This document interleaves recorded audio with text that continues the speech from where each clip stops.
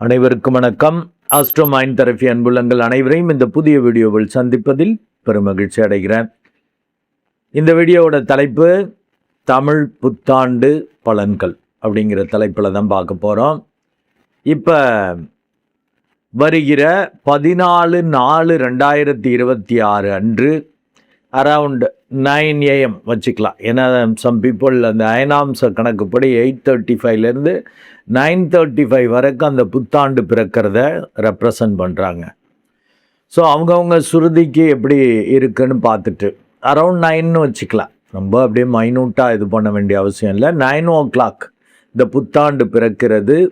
இந்த தமிழ் புத்தாண்டோட அந்த நாமம் பெயர் என்ன அப்படின்னா பராபவ ஆண்டு.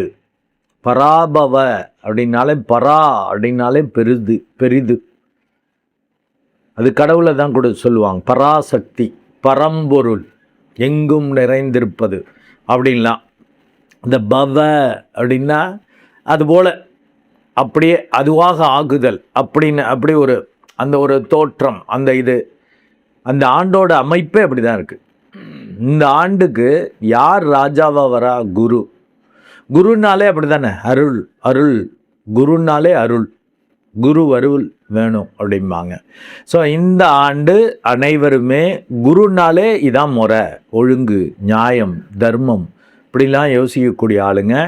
கேட்காமே உதவி செய்கிறது, ஆலோசனை கொடுக்கறதெல்லாம் பண்ணுவாங்க. அது குருவோட இயல்பு. எல்லா மக்களும், அது 12 ராசிக்காரர்களும் அப்படி தங்களை மாற்றிக்கணும். இந்த ஆண்டு ஒழுக்கம், நேர்மை இப்படி உங்களை மாற்றிக்கிட்டாதான் இந்த பராபவ ஆண்டு உங்களுக்கு மிக சிறப்பாக இருக்கும். இது அடிப்படை, இது ஆஸ்ட்ரோ மைண்ட் தெரபியோட அடிப்படை இது உங்களுக்கு அறிவுறுத்தல். ஏன்னா நீங்கள் குருவாக மாறணும், சுயநலமாக இருக்கக்கூடாது. குருனாலே பொதுநலமாக இருக்கக்கூடிய ஆளுங்க. ஸோ அப்படி மாறணும். எனக்கு என்ன கிடைக்கும்னு சுயநலமாக சிந்திக்கக்கூடாது. அப்படி போகிறப்ப தான் அந்த அன்புங்கிற தன்மைக்கு நீங்கள் போகிறப்ப தான் இந்த ஆண்டு கோள்களால் பெரிய பாதிப்பு வராமல் நீங்கள் தப்பிச்சுக்கலாம். நீங்கள் அதே போலயே மாறணும். பராபவ அப்படின்னா இந்த பராசக்தி போல, இந்த பரம்பொருளை போல, இந்த பெரிய சக்தி, இந்த அண்ட பிரபஞ்ச நாயகனை போல நீங்கள் மாறணும். எல்லாம் அவருடைய படைப்பு. அவரை நேசிக்கிறீங்கன்னா அவர் படைப்பையும் நீங்கள் மதிக்கணும், நேசிக்கணும். அனைத்து உயிரினங்களையும் நேசிக்கும் பொழுது உங்களுக்கே அப்படி அருள் தோற்றம் வரும். உங்களுக்கு அப்படி ஒரு ஃபீல் வரும். உங்களை பார்த்தா எல்லாரும் கும்பிடுவாங்க. ஸோ அந்த தன்மை வரும். ஏன்னா இந்த இதுக்கு ராஜாவாக குரு வருகிறான்ட்ட. மந்திரியாக யார் வரார்? செவ்வாய். ராஜா என்ன சொல்கிறாரோ அதை அதிரடியாக நிறைவேற்றக்கூடிய மூளை வேலை செய்யாது. அவர் சொல்லிட்டார்ல, செய்ய, அட்ரா, ஒத்தரா, சரி பண்ணுறா. ஏன்னா அது செவ்வாய்ங்கிறது மோடு முட்டிக்கோள்.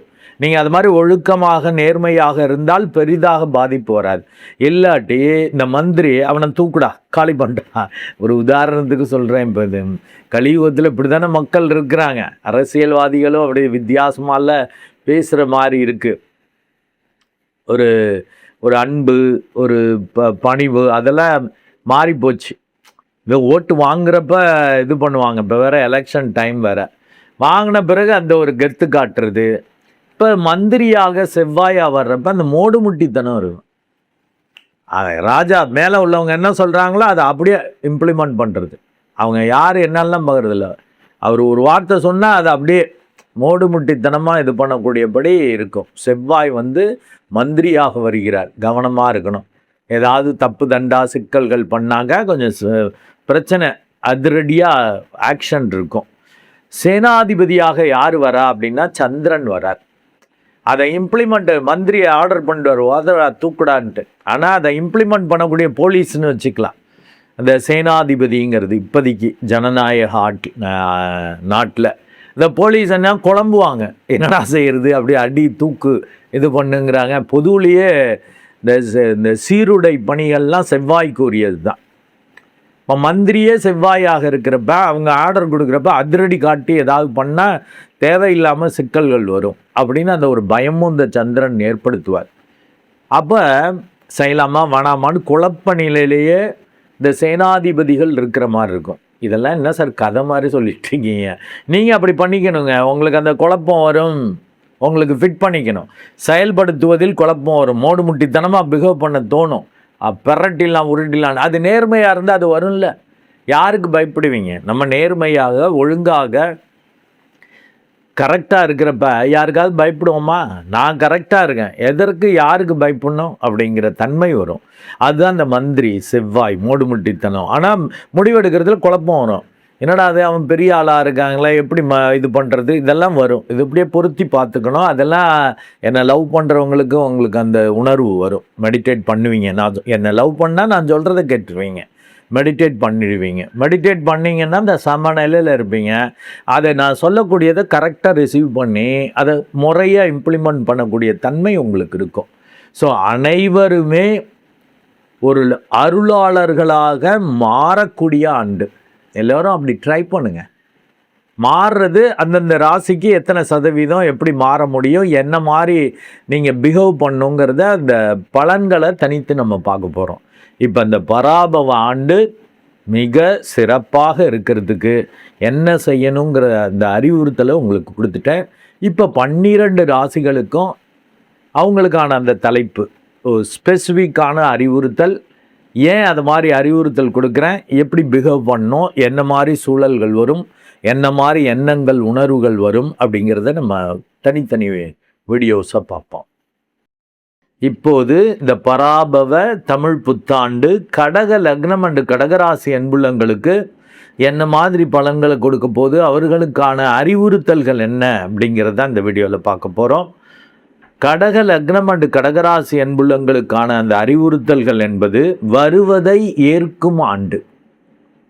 மீண்டும் உங்களுக்கான அந்த அறிவுறுத்தலை கொடுக்குறேன். வருவதை ஏற்கும் ஆண்டு. இந்த தலைப்பில் இருந்தே ஒரு ஐடியா பண்ணியிருக்கலாம், புரிஞ்சிக்கலாம். மேலும் இவங்க எத்தனை சதவீத நன்மைகளை அனுபவிக்க போகிறாங்க அப்படின்னா 40% நன்மைகளை அனுபவிக்க போகிறாங்க. ஜஸ்ட் பாஸ் மார்க் வாங்குறாங்க. கொஞ்சம் கவனம் தேவை. ஏன்னா உங்களுக்கு இந்த பராபவ தமிழ் புத்தாண்டில் ராஜாவாக வரக்கூடிய அந்த குரு பகவான் உங்களுக்கு பூர்வ பாக்கியாதிபதி. அவர் உங்கள் லக்னம் அண்ட் ராசியிலேயே வந்து உச்சமாகிறார். நல்லா மெடிடேட் பண்ணிட்டீங்கன்னா என்னை திட்டுவீங்க, யோ என்ன 40% சொன்னீங்க, 90% மேலே நன்மை வருதியா அப்படின்னு. ஏன்னா நீங்கள் செய்யலைல்ல, நீங்கள் இப்படி குழப்பவாதி. பாசக்கார ஆளுங்க, லீடர்ஷிப் குவாலிட்டி உள்ள ஆளுங்க தான் குழப்பவாதிகள். உங்கள் குழப்பம் நின்றும், எல்லாம் அவர் பார்த்துக்குவார்ட்டு ஏதாவது செய்வீங்க, ஆச்சரியமான ரிசல்ட் வரும். அது மெடிடேட் பண்ணால் தான் கிடைக்கும். அப்போ தான் இந்த சரணாகதி தத்துவம் கிடைக்கும். ஸோ கடக லக்னம் அண்டு கடகராசி அன்புள்ளங்களுக்கு 9ஆம் இடத்ததிபதி வலுக்கிறார். அவர் யார்? 6-9 காரிய வெற்றி கிடைத்தே தீரும். அப்போ அதிக பர்சன்டேஜ் தானே சார் போடணும். ஆனால் நீங்கள் குழப்பவாதியாச்சா, ஒன்றுமே நடக்காமல் கூத்தாடுவீங்க, ஒன்றுமே நடக்காமல் சோகமாக இருப்பீங்க. நீங்களே உங்களை கேட்டுக்குவீங்க, என்னடா இன்றைக்கி இவ்வளோ டல்லாக இருக்குது அப்படின்னு. அதை மாதிரி ஆள் உங்களையே நீங்கள் புரிஞ்சிக்க முடியாது. அப்புறம் நான் எப்படி உங்களுக்கு சொல்ல முடியும்? இப்போ பொதுவாக ஜென்ம குருவாக வர்றது சுமார் தானே, உச்சமாக இருக்கிறார். மெடிடேட் பண்ணிட்டீங்கன்னாக்க நீங்கள் பெரிய ஆள் தான், சூப்பர் தான், 90% மாறும் தான். ஆனால் ஜென்ம குருவாக இருக்கிறது அவ்வளவு நல்லதல்லையே. கோச்சார ரீதியாக 2, 5, 7, 9, 11ஆம் பாவகங்களில் குரு பகவான் வர்றப்போ தான் மிக சிறப்பான பலன்களை கொடுப்பார். ஜென்ம குருவாக இருக்கிறப்போ உடம்பு சரியில்லை, மனசு சரியில்லை, குழப்பம் வருது, அங்கே வலிக்குது, இங்கே வலிக்குது, பிரச்சனையாக இருக்குது, இப்படி தானே போயிட்டுருக்கோம். ஒன்றுமே நடக்காமையே இதாக இருப்பீங்க. உங்களுக்கு லேசாக வலித்தாலே ஓவராக தெரியும். ஸோ இது மாற்றம் அல்ல. 9ஆம் இடத்துல சனி பகவான், அப்படி ஒரு மந்தத்தனம். பொதுவாகவே சந்திரன் பரபரப்பான ஆள், ஸ்பீடான ஆள். ஆனால் அந்த 9ல் சனி பகவான் இருந்து மந்தத்தனத்தை, அறியாமையை, டல்லு, சோம்பேறித்தனத்தை கொடுத்துட்ருப்பார். இந்த குரு பகவான் உச்சமாக இருக்கிறதால கொஞ்சம் நேர்மையாக நடந்துக்கங்க. ஏன்னா தேய்பிரை சந்திரனில், தேய்பிரையில் பிறந்தவங்க சந்திரன் பாவியாக மாறுவார். அப்போ கூட குறைச்ச ஏதோ லாபம் கிடைக்கட்டும், நன்மை கிடைக்கட்டும்னு குத்து மதிப்பாக கூட குறைச்ச பண்ணீங்க, அவுட் ஆஃப் த வே செய்கிறீங்கன்னா ஆபத்து. அது இன்ட்ரொடக்ஷன்லேயே கொடுத்துருக்கேன். அதனால தான் 40% கொடுத்துருக்கேன். நல்லா மெடிடேட் பண்ணிட்டு வர்றதை அப்படியே ஏற்றுக்கிட்டிங்கன்னா தப்பிச்சுக்குவீங்க. இந்த கேது 2ஆம் இடத்துலேருந்து ஏதாவது பேசி குடும்பத்தை, தனத்தை, பேரை கெடுத்துக்கிற மாதிரி பண்ண மாட்டார். ராகுவும் அந்த முறிவு, பிரிவை ஏற்படுத்துகிற மாதிரி பண்ண மாட்டார். ஏன்னா நீங்கள் சர்ப்ப தோஷத்தில் இருக்கீங்க. சனி பகவானும் பாவிகள் 3, 6, 11 இருந்தால் சிறப்பு. ஆனால் 9ஆம் இடத்துல இருக்கிறப்ப மந்தத்தனம் டல்லுன்ட்டேன், ஜாக்கிரதை. அதனால தான் 40%. அண்டு உங்களுக்கு 3, 12 கூடைய அந்த இது புதன் அவர் நீச்சகதியில் ஸ்டார்டிங்கில் பயணிக்கிறார். 2ஆம் இடத்ததிபதியான சூரியன் 10ஆம் இடத்துல உச்சமாகிறது சிறப்பு. ஆனால் கூட பாதகாதிபதியோட ஸ்டார்டிங்கில் புத்தாண்டு அப்போ பாதகாதிபதியும் அடுத்து ஆட்சி ஆவார். வெரி ஷார்ட் டூரேஷன்லேயே, ஃபியூ டேஸ்லேயே. ஸோ அதனால் கொஞ்சம் 40% நன்மைகள்னு சொல்கிறது அதுதான். ஆனால் வேலை தொழில் ரீதியாக பரபரன்னு இருக்க முடியும். அப்போ வர்றதை ஏற்றுக்கிட்டு நீங்கள் பாட்டு வேலை பார்க்கணும். அங்கே ஸ்க்ரூட்னைஸ் பண்ணக்கூடாது, ஆராய்ச்சி பண்ணிவிட்டு குழப்பத்தை ஏற்படுத்திக்கிட்டு இருக்கக்கூடாது, வெடுக்கு துடுக்குன்னு ஏதாவது பேசி கெடுத்துக்கக்கூடாது. பார்ட்னரை குடும்பத்தில் பிரச்சனை வராதபடி அப்படி பண்ணிட்டீங்க அப்படின்னா அதை வாய முடிக்கணும். அமைதியாக அப்படியே வர்றதை ஏற்றுக்கிட்டீங்கன்னாலே மிகப்பெரிய ஆளாக முடியும். இது என்னதான் இருந்தாலும் கோச்சார ரீதியான பலன்கள் அனுசரித்து தான் இந்த 40% நல்ல தசாபுத்தி இருந்துச்சுன்னா சூப்பராக இருக்கும். ஏன்னா இது கோச்சார ரீதியான பலன்கள்னால் பொதுவாக 25% தான் ஒர்க் அவுட் ஆகும். தசாபுத்தி தான் 75% நன்மைகளை கொடுக்கக்கூடியது. நல்ல தசாபுத்தின்னா சிறப்பாக இருக்கும். அதுதான் ஆரம்பத்திலே சொன்னால அது என்ன சார் 40%, 90% நன்மை கிடச்சிச்சும்பிங்க. இதே கெட்ட தசாபுத்தி நடக்குது, உங்கள் ஜாதகமும் அவ்வளவா வெயிட்டாக இல்லை அப்படின்னாக்க 40% கூட கிடைக்கல, என்ன பாஸ் மார்க்குன்னு நீங்கள் பிச்சைக்காரனாக இருக்கேங்க கஷ்டப்பட்டுக்கிட்டு இருக்கேன்னு அப்படி ரொம்ப இறங்கி பேசுகிற மாதிரி ஆகிடும். தயவு செய்து மெடிடேட் பண்ணுங்கள். அது பொதுவாகவே நான் எல்லா வீடியோலையும் சொல்லுவேன்.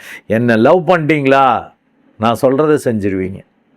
எல்லோரையும் லவ் பண்ணுங்கள், என்னை மட்டும் இல்லை, எல்லோரையும் லவ் பண்ணுங்கள். ஏன்னா அந்த பிரபஞ்ச நாயகனின் படைப்பு தானே. படைப்பு அத்தனையும் நம்ம அன்பு செய்கிறப்ப அபரிமிதமாக கிடைக்கும். ஏன்னா அதை தான் இந்த தமிழ் புத்தாண்டுக்கான இந்த பொது பலனில் ஆரம்பத்தில் இந்த இன்ட்ரொடக்ஷனில் கொடுத்துருக்கேன். அதை கடைபிடிச்சிக்கங்க. ஆச்சரியமான ரிசல்ட்டு. இந்த முறிவு பிரிவு, குடும்பத்தில் சிக்கல், பார்ட்னர்கிட்ட சிக்கல் இல்லாமல் தப்பிச்சிக்கலாம். உடம்பையும் கெடுத்துக்காதபடி இருக்கும். ஏதாவது வந்தாலும் முன்னாடியே தோணும் ஏதோ சரியில்லைன்னு ஆரம்பத்திலே போய் செக் பண்ணி, ஏன்னா ஜென்மகுரு அப்படி பண்ணுவார், அது சரி பண்ணிக்குவீங்க. வியாதியை முத்த விட்டுட்டு இருக்க மாட்டீங்க, தப்பிச்சிக்க முடியும். அது எல்லாம் மெடிடேட் பண்ணால் தான் கிடைக்கும், இல்லாட்டி கிடைக்காது. என்னுடைய அன்புள்ளங்கள் அனைவருக்கும் இந்த பராபவ தமிழ் புத்தாண்டு எல்லா வளங்களையும் கொடுத்து மன நிம்மதி சந்தோஷத்தை கொடுக்க என்னுடைய ஆசீர்வாதம் அண்ட் வாழ்த்துக்கள். நன்றி.